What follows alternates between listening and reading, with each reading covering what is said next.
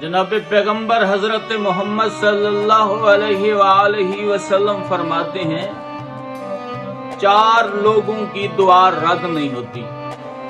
अल्लाह आसमान के दरवाजे खोल देता है और आवाज अर्श तक पहुंचती है।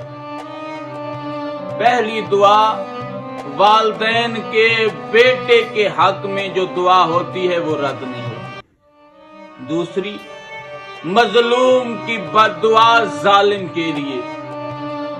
तीसरी, उम्रा करने वाले की वापसी तक उम्रे की हालत में जो बंदा दुआ करता है वो भी रद्द नहीं होती। चौथी दुआ अजीजान गरामी, रोजेदार की अफ्तार तक रोजे की हालत में जो बंदा दुआ मांगता है वो भी रद्द